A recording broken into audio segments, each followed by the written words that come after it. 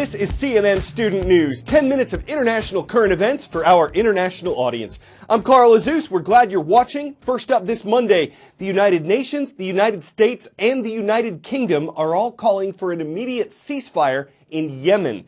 The conflict started last year in the Middle Eastern country between Houthi rebels who drove out Yemen's president last year and the forces that support Yemen's president. Other countries are involved too. Iran supports the Houthi rebels. Saudi Arabia and some other nearby nations support the Yemeni government. Part of the reason why global tensions are heating up over Yemen. An American warship in the Red Sea has apparently been targeted several times from missiles that the U.S. says were launched from Houthi-controlled parts of Yemen. They've all missed the USS Mason, but the ship responded last week by launching missiles of its own aimed at 3 Houthi radar sites. America believes these sites were used to target the USS Mason. Next story. The Iraqi Air Force dropped thousands of leaflets over the Iraqi city of Mosul this weekend. Their message: don't panic, but stay at home, seal up your windows and doors, and avoid the ISIS terrorists who control Mosul. The reason: forces led by Iraq and supported by the U.S. were advancing toward the city. The background: ISIS took over Mosul in 2014. Today, it is ISIS's last stronghold in Iraq. For more than 15 months, Iraqi forces have been getting ready for the battle to take Mosul back. But a CNN correspondent in Iraq says it's likely to be a messy and prolonged fight. In advance of it, witnesses said on Sunday that airstrikes destroyed one of the main bridges leading to Mosul.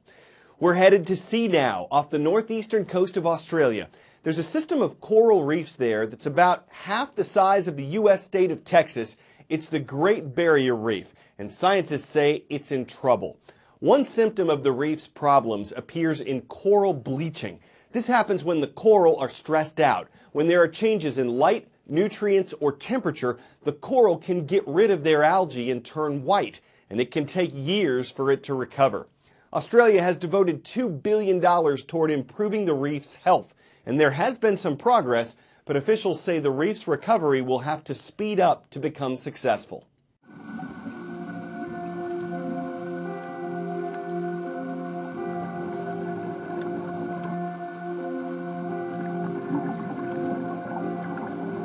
I've been coming to Lizard Island and coral reefs for about 30 years now, and over that time we've looked at the colour of the coral and see it go from a healthy brown to an unhealthy white. The coral here on Lizard Island is as unhealthy and white and bleached as I've ever seen it before. What causes coral bleaching is when the ocean temperature stays warm for a very long period of time, and we have both global warming, which is an effect that's been lasting for years, and this year an El Nino on top of that. So there's almost a double whammy for the coral. They're getting hit from both sides, so they're bleaching very heavily. On Lizard Island right now, it looks like all of the reef is affected by coral bleaching. I've never seen it bleached this much or this heavily before. In fact, I haven't seen one healthy coral in our entire trip.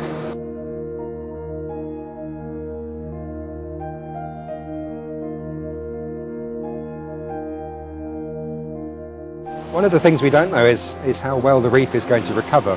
I'd be surprised if 50% of the coral recovers. The Poisoning of America. That's the title of CNN's exploration into the U.S. heroin epidemic, a dramatic increase in abuse of the illegal and highly addictive drug that's led to thousands of deaths. Throughout the week, we're looking at who's affected, what's being done to address the problem, and as you'll see now, how heroin can get into the country. There's a battle along America's southwest border. Every day, drug traffickers try to smuggle mass quantities of heroin and other hard narcotics into the U.S. any way they can. From the air, on land and sea, and even underground, we look at law enforcement's ongoing struggle to stop drugs from crossing our borders. San Ysidro, California is the busiest land port of entry in the nation.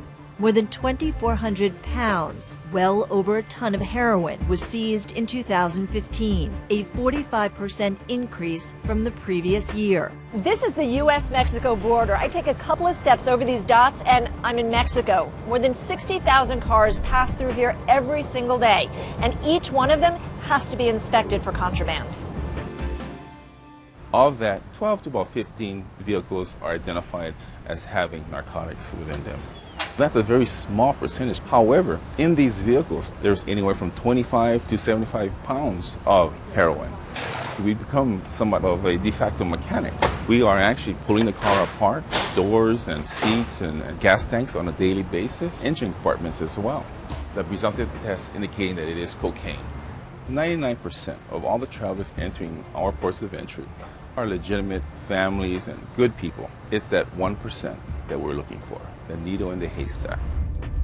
Traveling along the thin sliver of land that separates the U.S. from Mexico, it's easy to understand why America is such a big market for drug cartels. It's amazing how small the fence is when you think about it. The location is ideal. So you can see they build their properties right up to the fence line. They're clearly watching what you are doing here on this side of the fence. They do operate as a business. They're going to pay people to sit up in some of these houses and observe, get that counterintelligence on what we're doing. They might be able to use binoculars and pick up an agent's name off his name tag, identify how that agent typically works.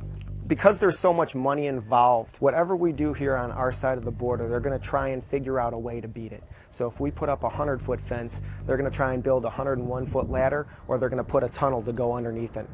Border agents here have discovered 58 underground tunnels, 22 of them in the last 6 years. They're in an area of San Diego known as Tunnel Alley, which agents call a sweet spot for digging since the cool, wet sandstone is easy to dig and keeps its shape.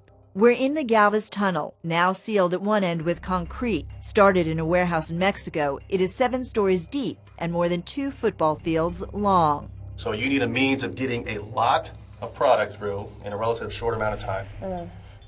Tunnels can do that secretly. 34 tons, I think, is what we had about 4 years ago through one tunnel. It could be $60+ million. It pales in comparison to the cost and effort it goes into building the thing. It's a perfect means to an end, and the profit margin is huge. As long as there's a demand for drugs on the north side and somebody willing to ship them on the south side, there's always probably going to be tunnels. We're heading south towards the border. Your guys here in the helicopter, they're working and communicating with those guys down in the boats usually? Yep, so that's 2 air marine boats. We work jointly a lot with other agencies, Coast Guard for instance. Their visibility with radar is pretty limited, so having an air asset increases the range and target detection significantly. Are the criminal organizations being more aggressive in the way they try to get drugs in? Yeah, absolutely. I mean, as we increase pressure, they're willing to take greater and greater risk. It's risky going 100 miles offshore in a small 20 to 30 foot boat and transiting from, say, Ensenada, Mexico to San Francisco. Former White House drug czar and now head of U.S. Customs and Border Protection says the solution is to target users and stop demand. If you could snap your fingers, what do you wish could happen? So I think it's an understanding in this country that we'll never, one, arrest our way out of a drug problem. It goes back to a much more holistic way of looking at this issue. We really have not devoted anywhere near enough time, attention, or money on prevention, on education. If we had less demand in this country, Mexico would have less of a problem. It's actually a massive assault. They're trying to get it in every possible way they can. Yeah, it's a business. They're going to do everything they can to make money, and we're going to do everything we can to stop them. But I would not be the person to tell you that drugs aren't going to get into this country.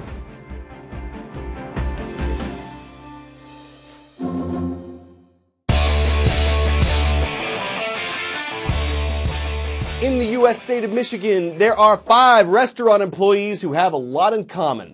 They all work at McDonald's, they're all 18 years old, they share the same car, they have the same birthday, and they share the same parents. The 3 guys and 2 girls are quintuplets. Their boss says they're great workers and that if she needs a shift covered, she's got a really good shot at it by just calling one house. So if someone's thinking about hiring siblings, those are 5 great reasons why you should. There's no doubt they have a fraternal bond, and as long as there's no sibling rivalry, their 5-part harmony shows how all the jobs in the restaurant are related. You could say that having them on staff is quintessential. I'm Carl Azus. CNN Student News is serving more puns and news tomorrow.